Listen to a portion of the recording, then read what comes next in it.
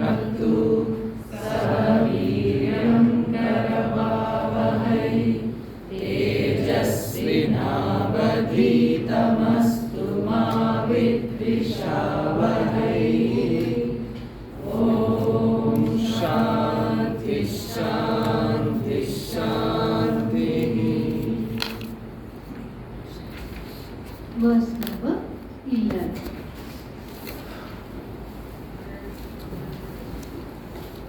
मा कुरु धन जन यौवन गर्भं मा कुरु धन जन यौवन गर्भं हरति निमेषात् कालः सर्वं हरति निमेषात् कालः सर्वं मायामयमिदमखिलं भित्त्वा मायामयमिदमखिलं भित्त्वा ब्रह्मपदं त्वं प्रविश विदित्वा ब्रह्मपदं त्वं प्रविश विदित्वा।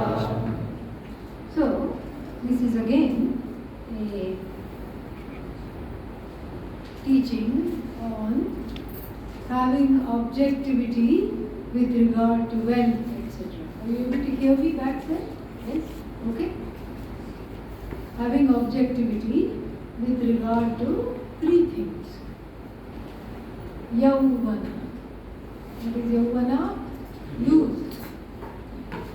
In youth, one can eat and digest a stone, no problem, nothing happens. And then one can run, walk, stay up 3 nights in a row, nothing happens. And then one starts to think this is the way it's going to be all the time. And there is a lot of feeling that, okay, I am invincible. In youth, there is a certain invincibility that goes with youth. And so here, that feeling that I am invincible, here is called garva. Garva means pride. Pride in my strength, pride in the looks, pride in the capacities, pride in the brain that remembers things quickly, pride in the ability to move fast mentally, physically, and etc. So that this is the pride that one has, youth. And then the second one is dhana. First one is yauvana, not in that order. I'm taking it in the reverse order. So youth, and then dhana. Dhana is what? Wealth, money. I am rich, and then I can get away with everything because I can pay my way out of all the scrapes that one can get into. See, if somebody doesn't have a lot of money and then one gets caught in some unfortunate situation, small something, even a small infraction, it can land one in jail.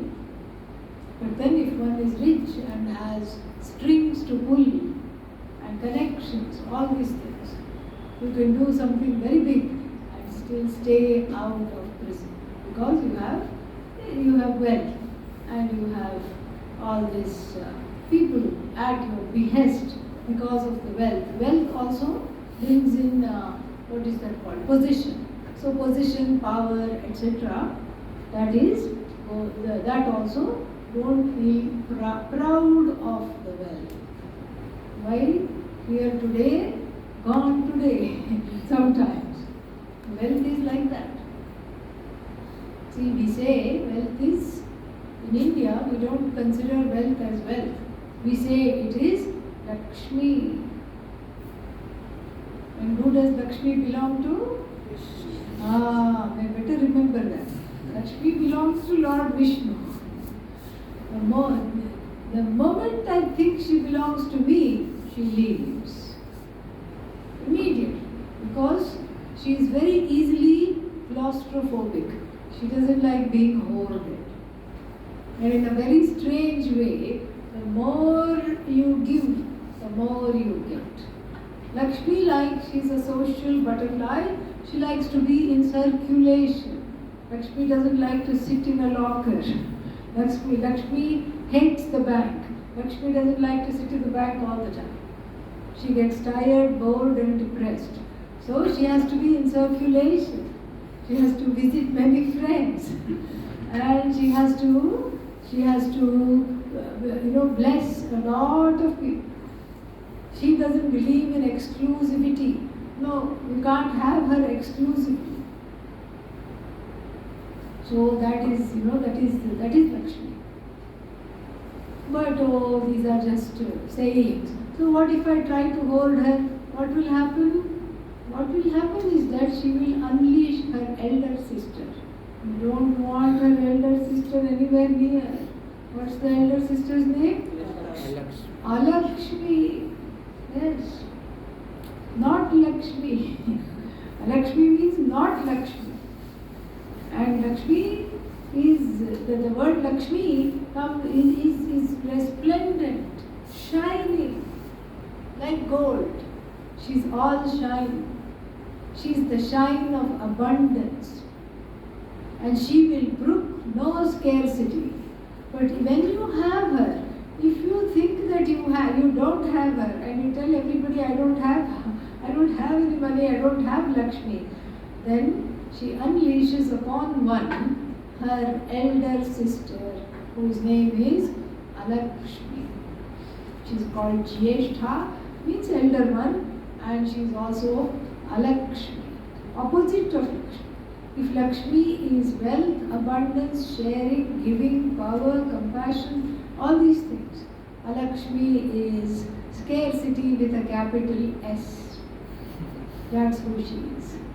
And in the mythology, she's shown to wear tatters. She wears torn clothes. Why? Because she thinks she doesn't have. And she's depicted as wearing tattered greyish clothes, and then she is very foul-mouthed. As soon as she opens her mouth, all kinds of four-letter words fly out, abuses. She's bad-tempered and angry and resentful all the time. There is no Alakshmi. It is just the inner psyche of everybody who has a scarcity mentality.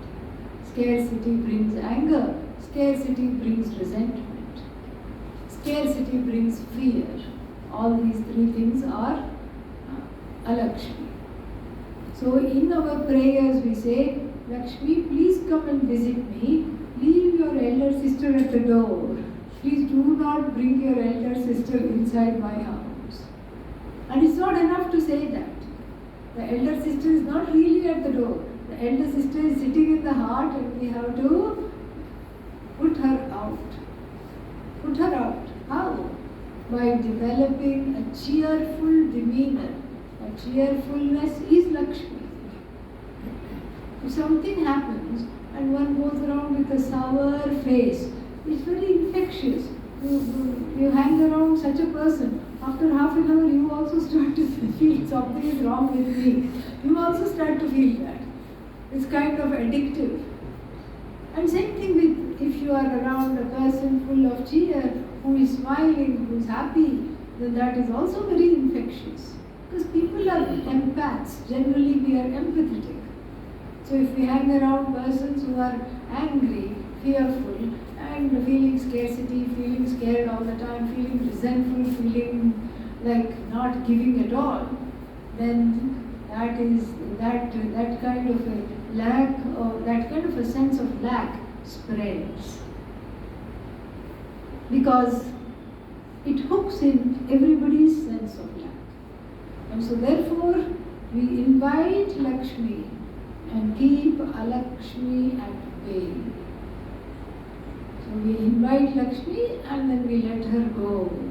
We invite her by growing up enough to let her go, to not cling on to her and trap her in the house. There are certain rituals where they try to trap her in the house. They will draw little nice footsteps, Lakshmi coming into the house, but then they will not draw footsteps going out of the house. and they will lock the puja room door. They will do all kinds of things, as though she needs a door. Okay, yeah. So this is a kind of an inner growth, and through these kinds of stories and parables, it teaches us to keep Lakshmi in circulation. When Lakshmi is in circulation, she keeps coming back. She keeps coming back. Because she's not afraid that you're going to lock her up. And so same thing with the heart. If Lakshmi represents largesse, then that largesse keeps going when you continue to practice that generosity. Not just money. Generosity of spirit, generosity of caring, sharing, all that is Lakshmi. Abundance. The abundance is in the heart. Some people you go to, and even before you open your mouth, they say no. Or they say it can't be done. No, so too many problems. Have you seen, are you crazy? Have you seen how difficult it is? Have you seen how hard it is? Have you seen that this is so hard? No, this cannot be done.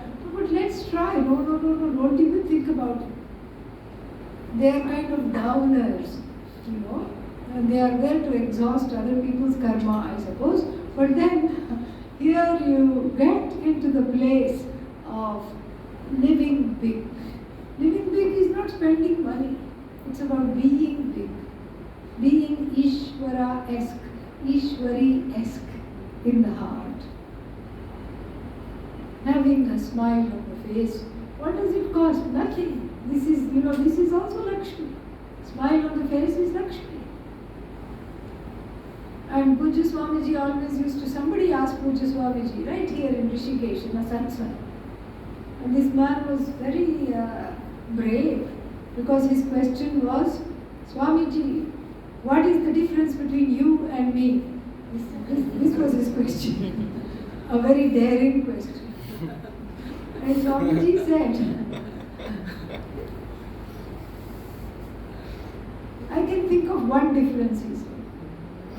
When people generally, he says, I don't know you, but I can think of one way in which I might be different.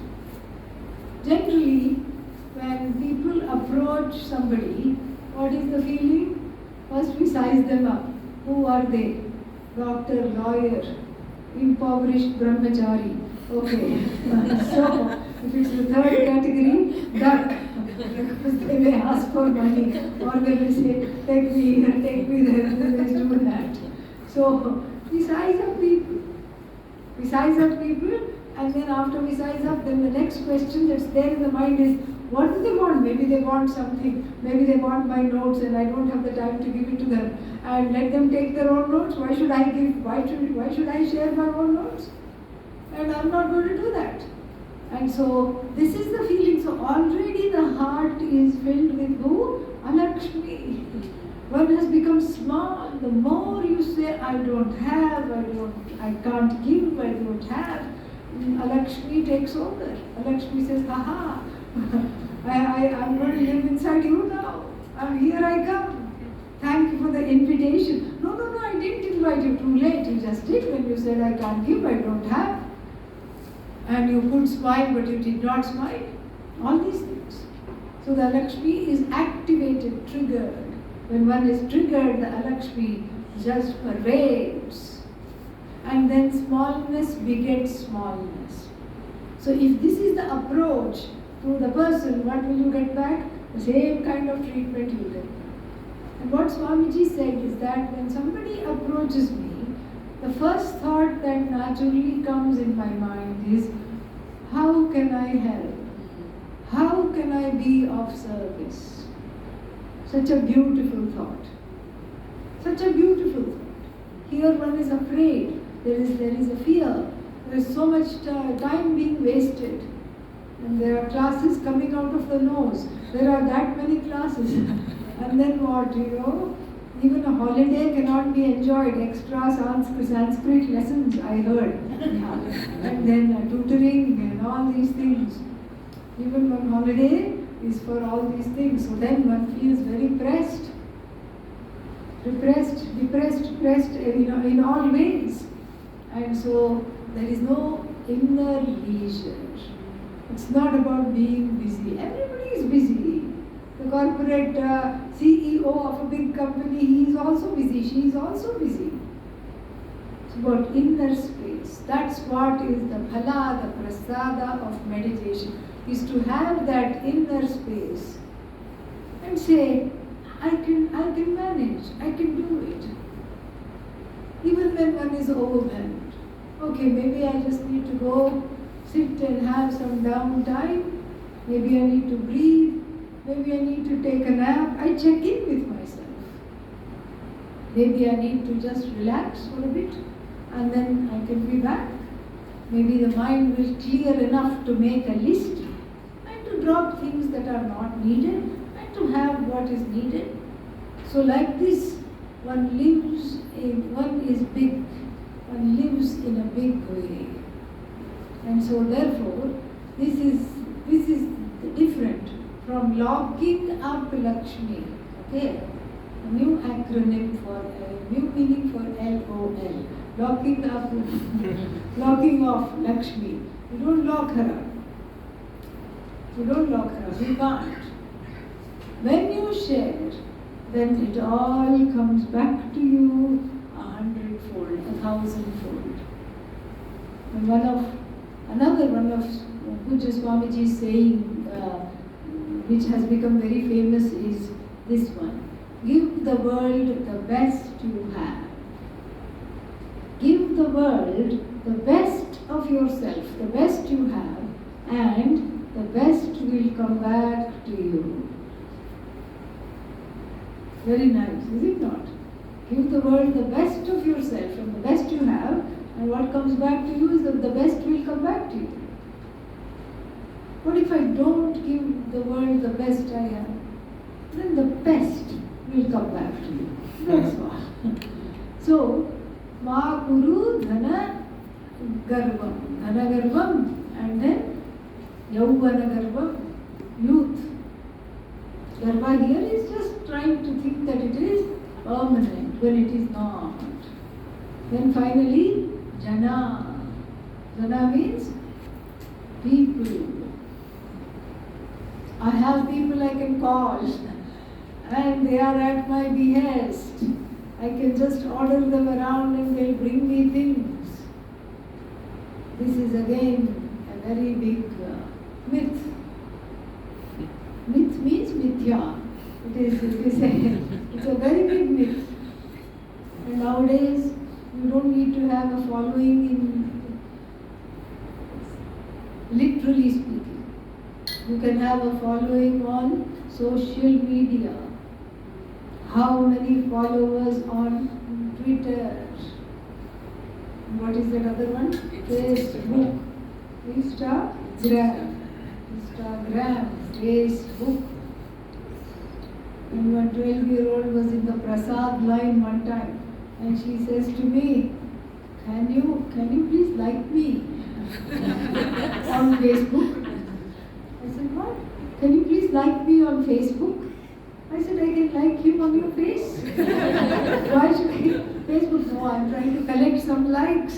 Can you please like me on Facebook? Think of the pressure, the desperation at age 12 to collect likes. And if you are going around collecting likes on Facebook, and then what does that say about one's self-confidence? That means I don't feel like people like me. I have to keep going and counting likes. And then I have to keep looking at that Twitter to see if something I tweeted has gone viral. It should all go viral. Viral is not nice, you know. Because after a while, nobody remembers. It went viral, it trended for 10 minutes. After that finished, or maybe it trended for a day, or maybe it trended, that topic trended for 3 days. And silly things they keep bringing up. Very silly things. One time there was somebody sent me this. One young girl sent me this. And it was on one of these social things. And what was that? I tried to. There was a photo of a gown. Okay? Is it yellow or is it green? What does it matter, first of all? What does it matter?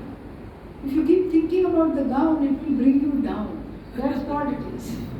And so these things like, oh, I have to have a say in this, I have to weigh in, I have to retweet this, I have to do this, I have to do that, and then it collected a lot of retweets. This particular, what is the real color of the gown? Who cares? Who cares? A huge waste of time. And so this Jana Garva, like so many people are following me. I have so many people following me. This is just a school. Because in 1 second they can unfollow. No problem at all. So Harati, okay? Harati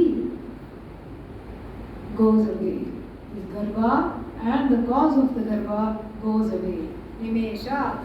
Nimeshat means, the Harati takes away. What takes away? Kalaha Harati. The time takes away. Sarvam, all this. All this means what? Dhana, Jana, Yavana. The Kala takes away. Time itself takes away.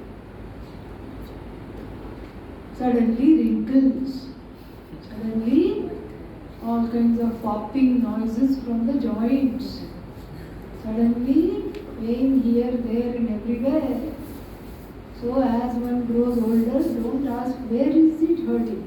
Ask simpler questions, where is it not hurting? That's easy. Okay, so many aches and pains and all these things, and everything is going jar-jara. Jar-jara means everything is shaky, tattered, battered jiva. This is the one as one grows old. But if you don't know this is not me, this is just the body, then the people get very depressed. And that's why in a state in America called Florida, everybody goes there. Why? Because all the plastic surgeons are there.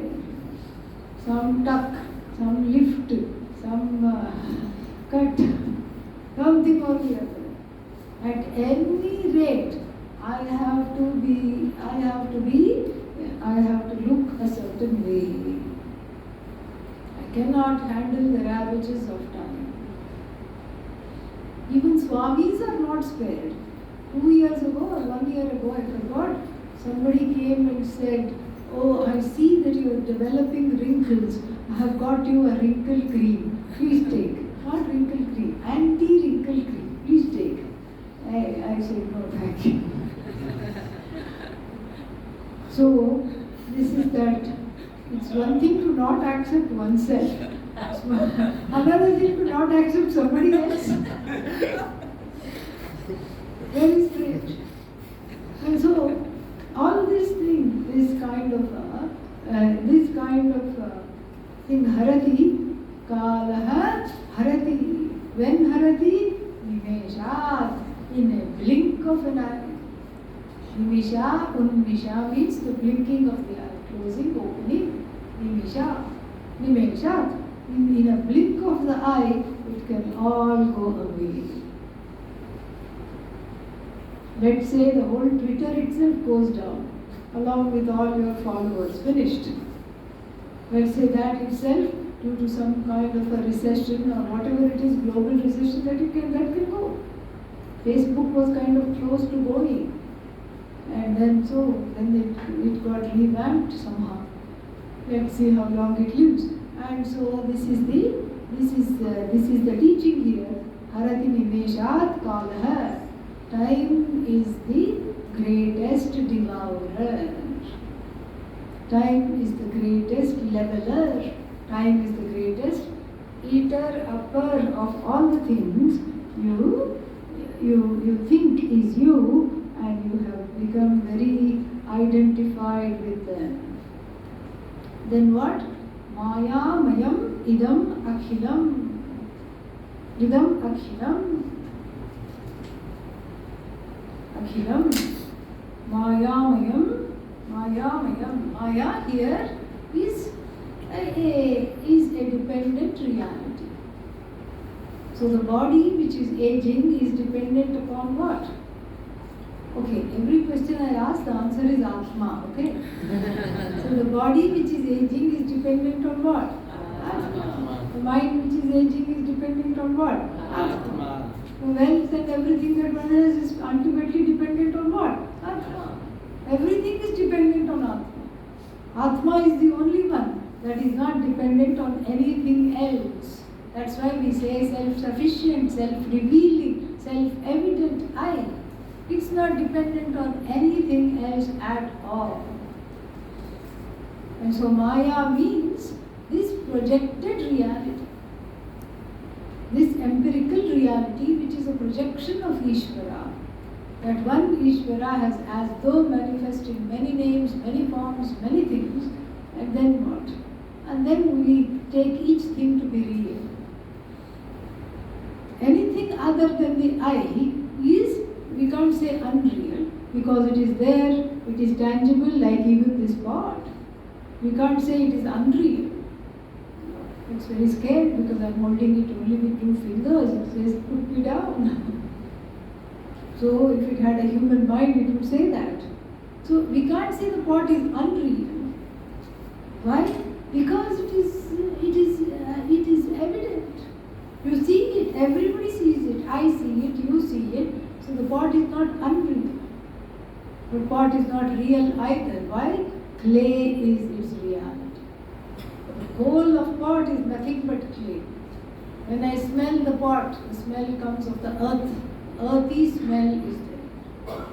And the color of the pot is the color of clay. The weight of the pot is the weight of clay. In fact, the whole pot is clay. Clay is not pot. Pot is clay. So this way, the whole pot is clay. And so the clay is its reality.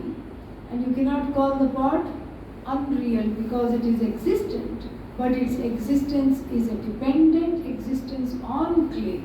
So for that purpose we use the word Maya, Mithya, dependent reality. Mayamayam. Mayamayam means that it is full of Maya. It is nothing but Maya. The whole world, Akhilam, the whole world, everything. Akhilam means without leaving anything out. Everything is this name and form alone, powered by the Atma. The presence of the Atma is in everything. But that we don't see. What do we see? We see only what is outside. And that is all we see. And so, Mayamayam idam akhilam sarvam hitva. Hitva means leaving this, leaving everything, leaving aside this world full of all kinds of alluring names and forms in which one can get caught up and identified as though it is the ultimate reality. Brahma Padam. Padam means the goal. Don't look at the translation, okay? Yeah. Padam is goal. Brahma Padam. Make Brahman your goal. And knowing this, enter into the goal means make a commitment to know Brahman as your goal and enter on the road to that goal. What are you waiting for? It's it's a very important question. But not many people have outside this room have the emotional maturity to even understand what we are talking about. They don't outside the room. Because what are they looking at?